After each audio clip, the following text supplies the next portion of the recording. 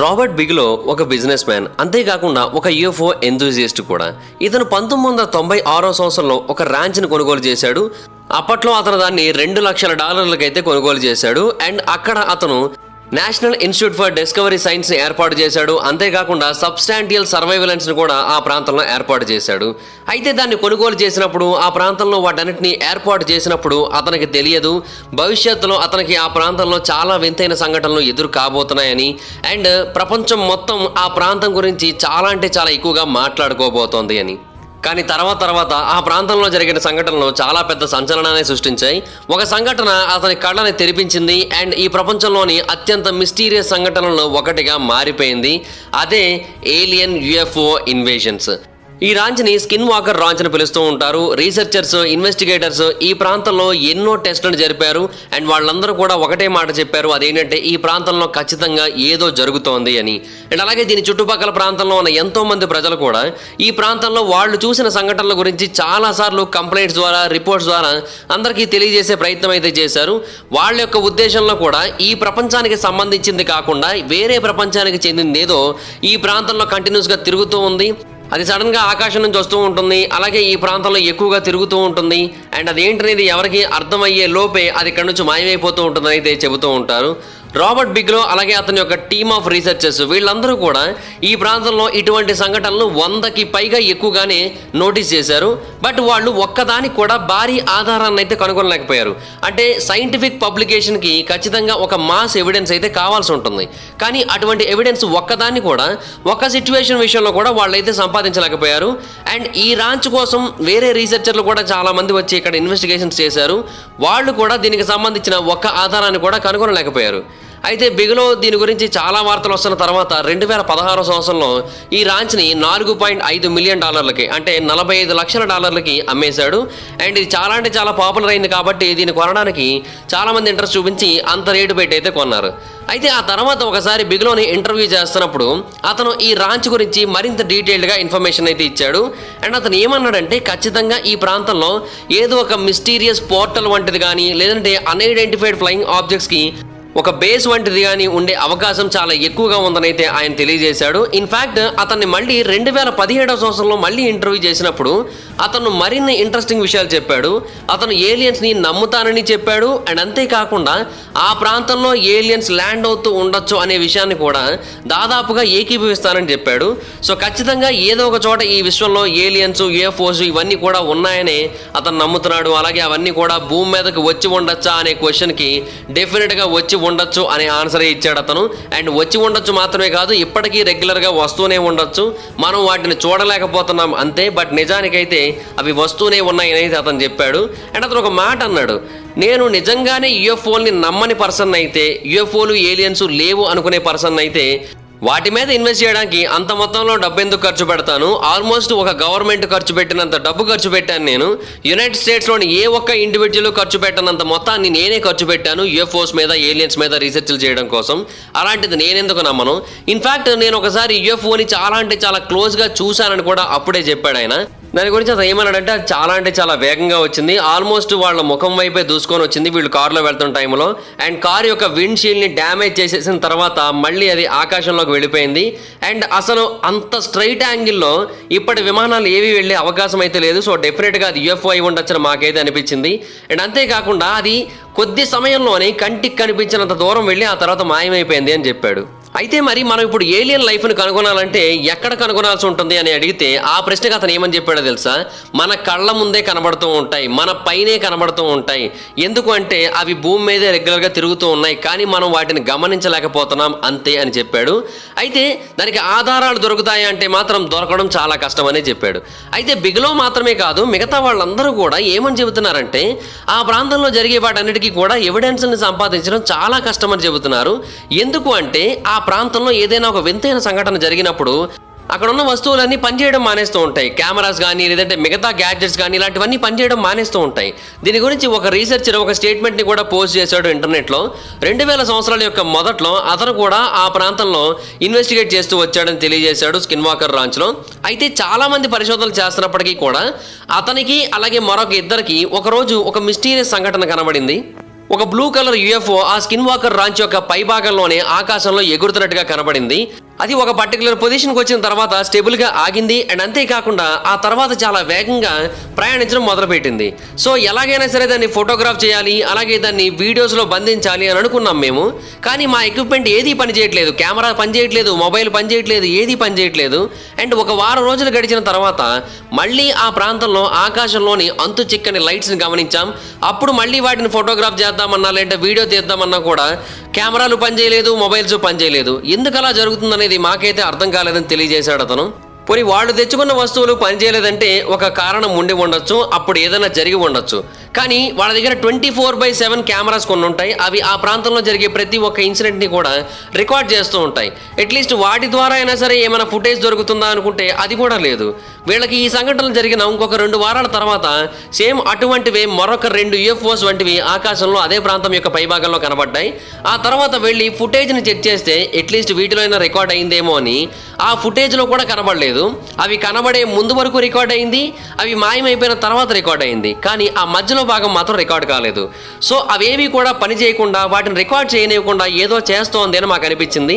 So మాకు evidence దొరకకుండా ఏదో జరుగుతుంది అక్కడ. కానీ అదేంటనేది మేము అర్థం చేసుకోలేకపోతున్నాం. అండ్ డెఫినెట్గా ఆ ప్రాంతంలో చాలా అంటే చాలా మిస్టీరియస్ ఎనర్జీ ఏదో ఉంటుంది అటువంటి సిచ్యువేషన్స్ అన్నీ కూడా జరిగినప్పుడు. దాని కారణంగానే ఇవన్నీ కూడా పనిచేయట్లేదని అయితే ఆ రీసెర్చర్ తెలియజేశాడు. అండ్ అలాగే నిట్స్ ఇన్వెస్టిగేటింగ్ టీం కూడా ఉంది. ఇది ఒక ప్రైవేట్ సైంటిఫిక్ రీసెర్చ్ టీమ్. బిగిలో 20 ఏళ్ల పాటు తను చేసిన ఇన్వెస్టిగేషన్లో భాగంగా మధ్యలో ఒకసారి ఈ టీం వాళ్ళని కూడా ఆ ప్రాంతంలో అయితే ఉంచాడు.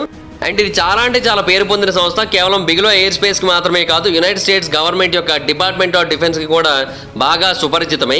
అయితే వీళ్ళు ఆ ప్రాంతంలో పరిశోధనలు చేసిన తర్వాత వాళ్ళు ఏమని తెలియజేశారంటే ఈ ప్రాంతంలో ఒక క్రీచర్ తిరుగుతోంది, దాన్ని స్కిన్ వాకర్ క్రీచర్ అని పిలవచ్చు.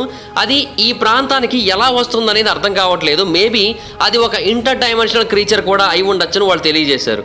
అంటే ఆ క్రీచర్ వేరే డైమెన్షన్ నుంచి మన భూమి మీదకి ఈ స్కిన్ వాకర్ రాంచ్ ద్వారా వస్తోంది అని అయితే వాళ్ళు తెలియజేశారు. సో యూనివర్సెస్ మధ్య ఈ ప్రాంతం ఒక పోర్టల్ లాగా పనిచేస్తోంది అని కూడా వాళ్ళైతే అభిప్రాయపడ్డారు. అమెరికాలోని ఎన్నో మౌంటైన్స్, ఎన్నో ఫారెస్ట్, ఎన్నో నేషనల్ పార్క్స్ ఉన్నాయి.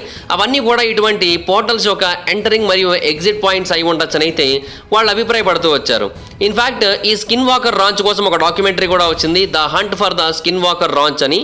అండ్ దాంట్లో రీసెర్చర్లు ఏమని తెలియజేశారంటే డెఫినెట్గా ఈ ప్రాంతంలో ఏదో ఒక బేస్ వంటిది ఉండే అవకాశాలు కూడా ఉన్నాయని తెలియజేశారు.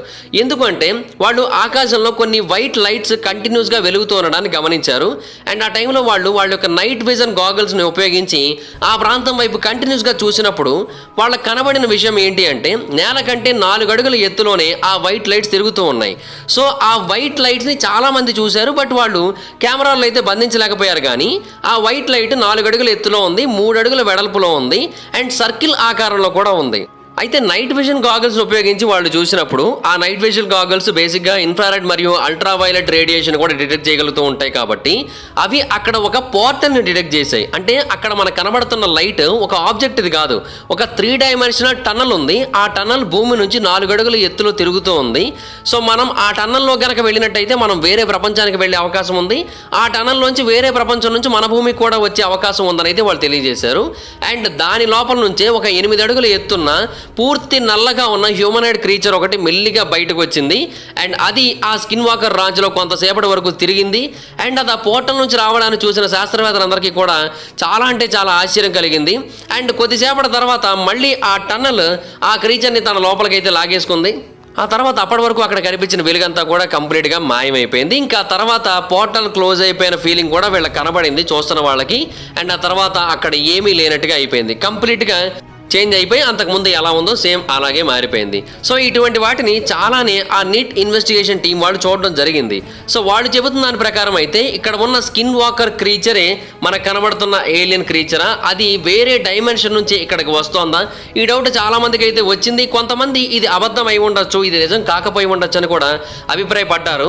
బట్ వీళ్ళు చెబుతున్నది మాత్రం చాలా అంటే చాలా బలంగా ఒక క్రీచర్ని అయితే మేము చూసాం, అది బయటకు వస్తోంది ఆ పోర్టల్ ద్వారా అని చెబుతూ ఉన్నారు.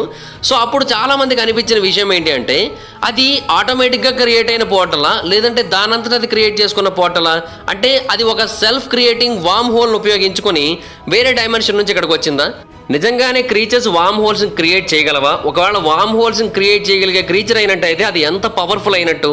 ఐన్స్టీన్ ఒకసారి ఏమని చెప్పారు, ఈ యూనివర్స్ యొక్క నేచర్ అనేది కంప్లీట్గా స్పేస్ మరియు టైం చుట్టూనే ముడిపడి ఉంటుంది.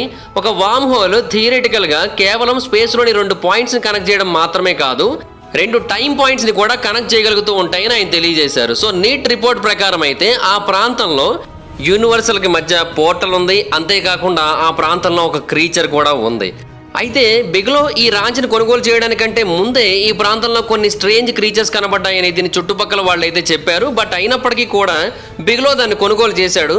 సో అతను దానికి ఉన్న పాపులారిటీని అర్థం చేసుకొని దాన్ని బాగా బిజినెస్ చేసుకోవడానికి అలా కొనుగోలు చేసి ఉండొచ్చని కూడా చాలామంది అభిప్రాయపడుతున్నారు. ఎందుకంటే $2 లక్షలు పెట్టుకుంటే $45 లక్షల వచ్చింది కదా. So huge amounts of profits వచ్చాయి. సో అందుకోసమని అతను కొనుగోలు చేసి ఉండొచ్చని కూడా నమ్ముతున్నారు.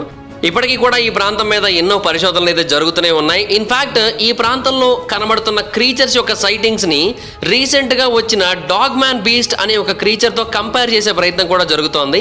ఇది రీసెంట్గా వేర్ వోల్ఫ్ లెజెండ్స్లో చాలా ఎక్కువగా వినబడుతున్న క్రీచర్. సో ఇది ఆ ప్రాంతంలో తిరుగుతూ ఉండొచ్చు, ఇదే అయి ఉండొచ్చు అనే అభిప్రాయానికి అయితే చాలామంది వచ్చారు. బట్ అందులో ఎంతవరకు వాస్తవం ఉందనేది అయితే మాత్రం ఇప్పటికీ కూడా ఎవరికీ పూర్తిగా అయితే తెలియదు. బట్ ఇది మాత్రమే కాకుండా ఇంకొక మిస్టీరియస్ ప్రాంతం కూడా ఉంది. అది కూడా ఇంతే మిస్టీరియస్గా అనిపిస్తూ ఉంటుంది. అండ్ దాని వెనక కూడా ఏలియన్స్ హస్తం ఉందేమో అని అనిపిస్తూ ఉంటుంది. అది అత్యంత ముఖ్యమైన ఈజిప్ట్ మిస్టరీస్లో ఒకటి. బేసిక్గా ఈజిప్ట్ అనేది ఫారోస్కి పిరమిడ్స్కి బాగా పేరు. ఎందుకు అంటే ఆ పిరమిడ్స్ యొక్క నిర్మాణంలో చాలా అంటే చాలా అద్భుతాలు కనబడుతూ ఉంటాయి. అండ్ ఈజిప్టియన్ కల్చర్లో కూడా మనకి మ్యాథమెటికల్గా, మెడికల్గా, అగ్రికల్చర్గా చాలా అడ్వాన్సెస్ అయితే కనబడుతూ ఉంటాయి. ఇప్పుడు మోడర్న్ డేలో కూడా లేనంత అడ్వాన్స్డ్గా అప్పట్లో కొన్ని అయితే కనబడుతూ ఉంటాయి. అండ్ అలాగే అప్పటి కాలం నాటి అద్భుతమైన కట్టడాలు ఇప్పటికీ కూడా మనల్ని ఆశ్చర్యానికి గురి చేస్తూ ఉంటాయి. సో రీసెంట్ టైమ్స్లో బాగా పాపులారిటీ వచ్చి అంతకు ముందు కూడా ఎంతో అద్భుతమైన కట్టడాలుగా పేరు తెచ్చుకున్న గ్రేట్ పిరమిడ్స్ ముందు ఒక ఆబ్జెక్ట్ ఉంటుంది. దాన్ని ఆబ్జెక్ట్ అనడానికి కూడా లేదు, అది చాలా అంటే చాలా పెద్ద ఆబ్జెక్ట్ అనమాట. అదే the great Sphinx of Giza. ఇది కూడా ఒక కట్టడమే. ఈ గ్రేట్ స్పింక్స్ అనేది ఒక గ్రాండ్ లైమ్ స్కేల్ స్ట్రక్చర్. ఇది ఈజిప్ట్లోని గోల్డెన్ గేజా డెజర్ట్లో అయితే ఉంటుంది. ఈ స్టాట్యూ చూడడానికి చాలా డిఫరెంట్గా కనబడుతూ ఉంటుంది. ఇది ఒక మిథికల్ క్రీచర్ అని చాలామంది నమ్ముతూ ఉంటారు. ఎందుకంటే దీని యొక్క తల ఏమో మనిషి ఆకారంలో ఉంటుంది, బాడీ మొత్తం లయన్ ఆకారంలో ఉంటుంది. ఈ స్పింక్స్ని ఒక డేంజరస్ మెర్సిలెస్ క్రీచర్గా గ్రీక్ మిథాలజీలో చూస్తూ ఉంటారు. కాకపోతే ఈజిప్షియన్ మిథాలజీలో మాత్రం ఇది అంత క్రూయల్ అయితే కాదు, కొంచెం మంచిదే అని అయితే నమ్ముతూ ఉంటారు. And Greeks things, Egyptians things కొన్ని విషయాల్లో మ్యాచ్ అవుతూ ఉంటాయి, కానీ కొన్ని మాత్రం కంప్లీట్గా ఆపోజిట్గా ఉంటాయి. ఈజిప్టియన్స్ ఏమో ఇది మేల్ అని నమ్ముతూ ఉంటారు. అండ్ సెకండ్ థింగ్ ఏంటి అంటే ఇది చాలా అంటే చాలా మంచిది, ఎక్కువగా ప్రేమిస్తూ ఉంటుందని కూడా నమ్ముతూ ఉంటారు. కాకపోతే వాళ్ళిద్దరూ యాక్సెప్ట్ చేసే విషయం ఏంటంటే ఇది చాలా అంటే చాలా స్ట్రాంగ్గా ఉంటుంది. అండ్ కొన్ని పురాతన కాలం నాటి టెంపుల్స్ని కాపలా కాయడానికి దీన్ని ఏర్పాటు చేస్తూ ఉంటారని అయితే నమ్ముతూ ఉంటారు. అయితే ఇప్పుడైతే ఈ స్పింక్స్ విగ్రహం ఒక మేజర్ టూరిస్ట్ అట్రాక్షన్గా మారిపోయింది. చాలా మంది దీన్ని విజిట్ చేయడానికి అయితే ఇక్కడికి వస్తున్నారు. ఎందుకంటే ఈ అద్భుతమైన ఆర్కియలాజికల్ ఫీట్ని చూడాలని ఎవరికి మాత్రం ఉండదు. So historians, researchers, normal people అందరూ దీన్ని రెగ్యులర్గా విజిట్ చేస్తూ ఉంటారు. అయితే చరిత్రలో చూసుకున్నట్టయితే దీన్ని ఎప్పటి నుంచో ఎంతో మంది విజిట్ చేస్తూ ఉన్నారు. అయితే దీనికి సంబంధించిన ఒక భారీ మిస్టరీ ఒకటి ఉంది. ఆ భారీ మిస్టరీ ఈ స్పింక్స్ గురించి మనం ఎక్కువగా ఆలోచించేలా చేస్తూ ఉంటుంది. 1817వ సంవత్సరంలోనే ఈ ప్రాంతంలో మొట్టమొదటి ఆర్కియలాజికల్ సర్వే అయితే చేపట్టారు. బట్ దానికంటే ముందే చాలామంది ఈ ప్రాంతాన్ని విజిట్ చేసి దీన్ని కొన్ని పెయింటింగ్స్ రూపంలో బంధించారు. 1798వ సంవత్సరంలో ఫ్రెంచ్ పెయింటర్ అయిన డెనాన్ దీన్ని విజిట్ చేసి దీని గురించి ఒక పెయింటింగ్ వేశాడు. అయితే ఆ పెయింటింగ్ని చూసినప్పుడు చాలామంది క్రిటిక్స్ ఒక ఆశ్చర్యకరమైన విషయాన్ని నోటీస్ చేశారు. అదేంటి అంటే డెనాన్ ఆ తల మొత్తాన్ని కూడా యాజ్ ఇట్ ఈస్గా ఉన్నట్టుగానే గీశాడు, కానీ ఆ తలలోంచి ఒక వ్యక్తి బయటకు వస్తున్నట్టుగా గీశాడు. అండ్ ఆ తల మీద 2 వ్యక్తులు ఉన్నట్టుగా, ఆ 2 వ్యక్తుల్లో ఒక వ్యక్తి ఆ లోపల నుంచి బయటకు వస్తున్న వ్యక్తికి హెల్ప్ చేస్తున్నట్టుగా ఆ పెయింటింగ్లో అయితే కనబడుతూ ఉంటుంది. అంటే ఆ స్టాట్యూ యొక్క తల భాగంలో పైన ఒక హోల్ వంటిది ఉండి దాని లోపలికి మనుషులు వెళ్ళి వస్తున్నట్టుగా ఆయన ఒక పెయింటింగ్ని అయితే గీశాడు. సో ఇది సింపుల్గా అతను ఊహించుకొని గీశాడు అని చెప్పలేం, అతను దాన్ని చూస్తేనే అలా గీసి ఉండొచ్చు అనేది చాలామంది యొక్క నమ్మకం. ఎందుకంటే దాని గురించి అంత క్లియర్గా పెయింటింగ్ చేస్తున్నప్పుడు ఎందుకని అతను అలాగా ఏమీ లేని దాన్ని పెయింట్ చేస్తాడు? సో డెఫినెట్గా అతను అలా జరుగుతుండడాన్ని చూశాడు. సో 18వ శతాబ్దంలో లేదంటే అంతకంటే ముందు చాలామంది ఆ స్పింక్స్ లోపలికి వెళ్ళి వస్తూ ఉండేవారు. సో అక్కడ ఏం జరుగుతుంది అనేది మనకు అప్పుడు తెలుసుకునే అవకాశం అయితే లేదు. ఎందుకంటే అప్పట్లో ఏవియేషన్ లేదు, అలాగే డ్రోన్ ఇమాజినరీ కూడా లేదు. కాబట్టి మనం దాన్ని ఫోటోల రూపంలో బంధించలేకపోయామనేది చాలామంది యొక్క ఉద్దేశం. అయితే అతను గీసింది మాత్రం వాస్తవమే అని వాళ్ళందరూ కూడా నమ్ముతూ వచ్చారు. అండ్ అది అలాగే డిబేట్స్గా కొనసాగుతూ ఉన్న టైంలోనే 1920లలో ఏరియల్ ఫోటోగ్రఫీ స్టార్ట్ అయింది. సో అప్పుడు ఈ స్పింక్స్ యొక్క పై భాగం నుంచి ఈ ఫోటోను అయితే తీశారు. సో అప్పుడు ఆ స్పింక్స్ యొక్క పై భాగంలో ఒక పెద్ద హోల్ చాలా అంటే చాలా క్లియర్గా కనబడింది. ఒక మనిషిదేముంది, చాలా మంది మనుషులు చాలా ఈజీగా వెళ్ళొచ్చు అన్నంత భారీగా ఉంది. సో అప్పటి నుంచి కూడా డెనాన్ పెయింటింగ్ ఇంకా పాపులర్ అవ్వడం మొదలుపెట్టింది. సో అతను వాస్తవంగా చూసిన దాన్నే పెయింట్ చేశాడు అనేది చాలా మంది అప్పటి నుంచి నమ్మడం మొదలుపెట్టారు. అయితే అక్కడ ఏం జరుగుతుందని చాలా మందికి ఒక మిస్టరీగా మారింది. అప్పుడు అంటే దాని లోపల ఏమైనా ఒక రహస్యమైన సొరంగ మార్గం వంటిది ఉందా, దాని కింద ఇంకేమైనా టన్నల్స్ వంటివి ఉన్నాయా, ఇలాంటివన్నీ కూడా చాలా మందికి ఆ టైంలో ఒక అనుమానంగా మారింది. అండ్ ఇంకొక విషయం ఏంటి అంటే రీసెర్చర్లు గమనించింది, ఆ స్పింక్స్ యొక్క శరీరం అంతా ఒక మెటీరియల్తో తయారు చేయబడింది, కేవలం తల మాత్రమే ఇంకొక మెటీరియల్తో తయారు చేయబడింది. మరి ఎందుకని దీన్ని మిగతా శరీరంతో సంబంధం లేకుండా డిఫరెంట్ మెటీరియల్తో తయారు చేశారు? మిగతా శరీరం అంతా లైమ్ స్టోన్తో తయారైతే ఇది మాత్రం ఏదో ఒక మ్యాన్ మేడ్ సబ్స్టెన్స్తో తయారు చేయబడింది. ఎందుకలా? కేవలం శరీర భాగం తల భాగం కంటే డిఫరెంట్గా ఉండడం కోసం, వేరే కలర్లో కనిపించడం కోసమే అలా చేశారని కొంతమంది చెబుతూ ఉంటారు. బట్ నిజంగానే అలా జరిగిందా? మరికొంతమంది ఏమంటారంటే ఆ స్పింక్స్ తల భాగం చాలా హెవీలీ ఎరోషన్కి గురైంది, దాని కారణంగానే మనకు అలా కనిపిస్తూ ఉంటుంది. అండ్ బాడీతో పోల్చినట్టయితే ఇదంతా స్మూత్గా ఉండడానికి కూడా ఆ ఎరోజనే కారణమని చెబుతూ ఉంటారు. బట్ అది కూడా వాస్తవమేనా? ఇప్పటికీ కూడా దాని తల యొక్క పైభాగంలో ఏదో ఒక హోల్ ఉన్నట్టుగా మనకు కనబడుతూ ఉంటుంది. అండ్ దాని లోపలికి వెళ్ళడానికి మార్గం ఉంది అనే ఫీలింగ్ని మనకు తెప్పిస్తూ ఉంటుంది. అండ్ ఆ తర్వాత చాలా రీస్టోరేషన్ వర్క్స్ అయితే జరిగాయి. బట్ అయినప్పటికీ కూడా ఆ హోల్ని కంప్లీట్గా ముయ్యడానికి అయితే కుదరలేదు, దాన్ని అలాగే ఉంచారు. ఇన్ఫ్యాక్ట్ టోరీ ఈజిప్ట్లో ఒక విషయాన్ని చాలా క్లియర్గా మెన్షన్ చేశారు, బట్ దాన్ని రీస్టోరేషన్ వర్క్ టైంలో పట్టించుకోలేదు. ఈ స్పింక్స్ గురించి, దాని యొక్క వాటర్, దాని యొక్క టేబుల్, దాని యొక్క పొల్యూషన్, దాని యొక్క ప్రాపర్టీస్, వీటన్నిటి గురించి కూడా చాలా డీటెయిల్గా మెన్షన్ చేశారు. బట్ వాటిని దేన్ని కూడా రీస్టోరేషన్ వర్క్ చేస్తున్న టైంలో పట్టించుకోలేదు. మరి ఎందుకు అలా చేయలేదనేది ఎవరికి కూడా అర్థం కాని ఒక ప్రశ్న. ఆ హోల్ గురించి మనకి చాలా థియరీస్ వినిపిస్తూ ఉంటాయి. అందులో అత్యంత ముఖ్యమైన థియరీ అండర్ గ్రౌండ్ ఛాంబర్. ఆ అండర్ గ్రౌండ్ ఛాంబర్ ఇంకొన్ని అండర్ గ్రౌండ్ ఛాంబర్స్కి దారి తీస్తూ ఉంటుంది. సో అలాగా ఆ పిరమిడ్ల యొక్క కింద భాగంలో ఉన్న ఛాంబర్స్ వరకు మనం దీని ద్వారా వెళ్ళొచ్చని చెబుతూ ఉంటారు. అండ్ మరికొంతమంది ఏమంటారంటే దాని యొక్క కింద భాగంలో ఒక అండర్ గ్రౌండ్ సీక్రెట్ సిటీ ఉంది, అది మన కంటికి కనబడకుండా దాక్కొని ఉంది అని అయితే చాలా మంది నమ్ముతూ ఉంటారు. ఇన్ఫ్యాక్ట్ 1935 మార్చిలో దీని గురించి చాలా అంటే చాలా ఎక్కువ ఆర్టికల్స్ కూడా వచ్చాయి. అప్పట్లో ఇది చాలా పెద్ద హాట్ టాపిక్గా మారింది. కాకపోతే అప్పట్లో న్యూస్ ఎక్కువ మందికి స్ప్రెడ్ అవ్వడం అనే ఆప్షన్ లేదు కదా, సో దాని కారణంగా అది కేవలం కొంతమందికి మాత్రమే తెలిసింది. బట్ చాలా మంది ఇది చరిత్రలోని అత్యంత గొప్ప మిస్టరీస్లో ఒకటనైతే బలంగా నమ్మడం మొదలుపెట్టారు. అండ్ ఆ తర్వాత చాలా మంది దీని మీద రీసెర్చ్లు చేయడాన్ని పెంచారు కూడా. దీని గురించి వినబడే మరొక థియరీ ఏంటంటే ఆ స్పింక్స్ యొక్క లోపల భాగంలో ఏలియన్స్ యొక్క సీక్రెట్ బేస్ ఉంది. నిజానికి పిరమిడ్స్ని కానీ స్పింక్స్ని కానీ ఏలియన్సే నిర్మించారని చాలామంది నమ్ముతూ ఉంటారు. సో వాళ్ళు చెప్పేది ఏంటి అంటే ఆ ఏలియన్సే వీటిని నిర్మించారు, లేదంటే ఏలియన్స్ ఈజిప్టియన్ ఫారోస్ యొక్క సహాయంతో వీటిని అయితే నిర్మించారు. బట్ ఆ తర్వాత వీళ్ళు ఇక్కడ అండర్ గ్రౌండ్ బేసెస్ని ఏర్పాటు చేసుకున్నారు. మనకి తెలియకుండా చాలామంది ఏలియన్స్ ఆ ప్రాంతాన్ని రెగ్యులర్గా విజిట్ చేస్తూ ఉంటారని అయితే వాళ్ళందరూ కూడా నమ్ముతూ ఉంటారు. బట్ అది ఎంతవరకు వాస్తవం అనేది ఎవరికి కూడా పూర్తిగా తెలియదు. అయితే 1987వ సంవత్సరంలో ఒక జాపనీస్ రీసెర్చ్ టీము టోక్యో నుంచి వచ్చింది. వాళ్ళు ఈ ప్రాంతంలో చాలా అంటే చాలా ఎక్స్ట్రాడినరీ రీసెర్చ్ అయితే చేశారు. అప్పట్లో వాళ్ళ దగ్గర అందుబాటులో ఉన్న ఎక్స్ట్రాడినరీ టెక్నాలజీని ఉపయోగించి వాళ్ళు ఆ ప్రాంతంలో పరిశోధనలు చేశారు. వాళ్ళు ఆ టైంలో ఉపయోగించిన టెక్నాలజీ ఏంటంటే ఎలక్ట్రోమాగ్నెటిక్ సౌండింగ్ సర్వే రాడార్. దీన్ని ఉపయోగించి ఆ స్పింక్స్ యొక్క కింద భాగంలో ఏముందో తెలుసుకొని దాన్ని ఇమేజెస్ రూపంలో బయట ప్రపంచానికి అందించడానికి వాళ్ళు అయితే ప్రయత్నం చేశారు. వాళ్ళు ఆ రీసెర్చ్లో చాలా అంటే చాలా ఎక్కువ విషయాలనే మనకు తెలియజేశారు. కానీ ఎందుకనో ప్రపంచం వాటిని పట్టించుకోలేదు. వాళ్ళు 3D రెండరింగ్ ఇమేజెస్ని కూడా మనకు అందించారు. అవి కూడా చాలా అంటే చాలా యాక్యురేట్గా అందించారు.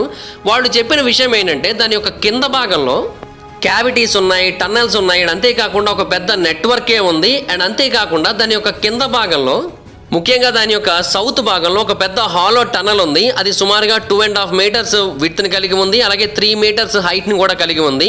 ఇది 2-3 ఛాంబర్స్ని కనెక్ట్ చేస్తున్నట్టుగా కూడా అనిపించిందని అయితే వాళ్ళు తెలియజేశారు. అలాగే ఆ ప్రాంతంలో ఒక చిన్న ఛాంబరు, ఒక పెద్ద ఛాంబర్ కూడా కనబడ్డాయని తెలియజేశారు. అండ్ వాటికి కొన్ని టనల్స్ కూడా కనెక్ట్ అయ్యి అవి నార్త్ వైపు వెళుతూ ఉన్నాయి. అండ్ అంతేకాకుండా స్పింక్స్ యొక్క సౌత్ మరియు సౌత్ ఈస్ట్ డైరెక్షన్లో కూడా కొన్ని పోర్షన్స్లో షార్క్స్ యొక్క ఆనవాళ్లు కనబడ్డాయని తెలియజేశారు. సో షార్క్ చేపల యొక్క ఆనవాళ్లు స్పింక్స్ యొక్క యొక్క కింద భాగంలో కనబడడం అనేది చాలా ఆశ్చర్యంగా అనిపించింది. అండ్ అలా ఎందుకు జరిగింది, మేబీ ఎవరైనా ఒకప్పుడు ఆ ప్రాంతంలో నివసించి వేటాడి వాటన్నింటినీ కూడా తీసుకొని వచ్చి అక్కడ తినడం జరిగిందా, లేదంటే షార్క్స్ యొక్క ఫాసిల్స్ని కావాలని అక్కడ దాచి ఉంచారా ఏంటనేది వాళ్ళకి కూడా అర్థం కాలేదు. కానీ డెఫినెట్గా ఆ స్పింక్స్ యొక్క కింద భాగంలో చాలా విషయాలు దాగి ఉన్నాయని అయితే వాళ్ళైతే తెలియజేశారు. కాకపోతే వాళ్ళ యొక్క సర్వేలోని ఆ ముఖ్యమైన ఇన్ఫర్మేషన్ మాత్రం పక్కన పెట్టేశారు. చాలా మంది దాన్ని వ్యతిరేకించారు. అయితే నిజానికి వాళ్ళంత క్లియర్గా ఇమేజెస్ని ఇస్తూ ఒక ఎవిడెన్స్ని ఇస్తూ మన ముందుకు వచ్చినప్పటికీ కూడా చాలా మంది దాన్ని అబ్జెక్ట్ చేశారు, వ్యతిరేకించారు. సో దీని కారణంగా ఇంకా వాళ్ళు ఎటువంటి కన్క్లూషన్ ఇవ్వకుండానే వాళ్ళ యొక్క రీసెర్చ్ని ఆపేసి అక్కడ నుంచి వెళ్ళిపోయారు. సో స్పింక్స్ యొక్క హెడ్ మిస్టరీ అప్పటి నుంచి అలా కొనసాగుతూనే ఉంది. ఆ తర్వాత ఎన్నో ఫోటోగ్రాఫ్స్లో ఎన్నో పెయింటింగ్స్లో కూడా దీని యొక్క హెడ్ యొక్క పై భాగంలో చాలా డిఫరెంట్గా ఉంటున్నట్టు అండ్ అక్కడ ఒక మనుషులు వెళ్ళడానికి కావాల్సిన హోల్ వంటిది ఉన్నట్టుగా చాలా పెయింటింగ్స్ చాలా ఇమేజ్ అయితే వచ్చాయి. అండ్ దీని యొక్క సైడ్ భాగం నుంచి కూడా లోపలికి వెళ్ళొచ్చని నమ్ముతున్న వాళ్ళ సంఖ్య కూడా ఎక్కువగానే ఉంటుంది. బట్ దీని గురించి ఎందుకనో అక్కడ గవర్నమెంట్ ఎక్కువగా థింక్ చేయట్లేదు, దీని యొక్క మిస్టరీని రివీల్ చేయడానికి ఆలోచించట్లేదు అనేది చాలా మంది యొక్క నమ్మకం. బట్ ఒకవేళ దాని గురించి మనం పూర్తిగా పరిశోధనలు చేసి దాని యొక్క కింద భాగంలో ఏముందో కనుక మనం తెలుసుకోగలిగినట్టయితే మనం ఒక పెద్ద మిస్టరీని సాల్వ్ చేసినట్టే అనేది వాళ్ళ యొక్క నమ్మకం. సో ఆ తల పై భాగంలో ఉన్న ప్రాంతాన్ని ఓపెన్ చేసి లోపలికి వెళ్ళి చూసినట్టయితే అక్కడ ఏముంటుందో తెలుసుకోవచ్చు. లేదంటే అట్లీస్ట్ వేరే ప్రాంతం నుంచి తవ్వకాలు మొదలుపెట్టైనా దీని కిందకు వచ్చినట్టయితే మనకి చాలా రహస్యాలు తెలిసే అవకాశం ఉందని అయితే వాళ్ళు నమ్ముతున్నారు.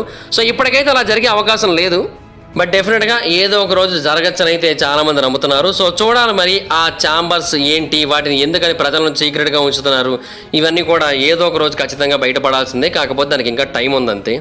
సో వీటికి ఏలియన్స్కి మధ్య కూడా చాలా అంటే చాలా లింక్స్ ఉన్నాయి, చాలామంది నమ్ముతూ ఉంటారు. సో ఇలాగ వేరు వేరు థియరీస్ అయితే వినిపిస్తున్నాయి, బట్ స్టిల్ అవన్నీ కూడా అన్సాల్వ్డ్గానే మిగిలిపోయాయి. సో దాట్స్ గైస్, ఈ వీడియో కనుక మీకు నచ్చినట్టయితే లైక్ చేయండి, వీడియోని షేర్ చేయండి. ఇప్పుడో కారణం మన ఛానల్ సబ్స్క్రైబ్ చేసుకోకపోతే ఇప్పుడే సబ్స్క్రైబ్ చేసుకోండి. పక్కన బెల్ ఐకాన్ క్లిక్ ఆన్లో పెట్టుకోండి. నా ఫర్దర్ వీడియోస్ మిస్ అవ్వకుండా చూడొచ్చు. నా ఇన్స్టాగ్రామ్ ఐడి జబర్దస్త్ మైదర్, మీరు అక్కడ కూడా వచ్చి ఫాలో అవ్వచ్చు. మీరు ఏదైనా ఒక టాపిక్ గురించి వీడియో చేయమని అడగాలనుకుంటే నాకు ఇన్స్టాలో ఫాలో అయ్యి నాకు మెసేజ్ చేయండి, నేను దాని గురించి వీడియో చేయడానికి ట్రై చేస్తాను. Thank you so much guys, bye bye, meet next video, bye bye.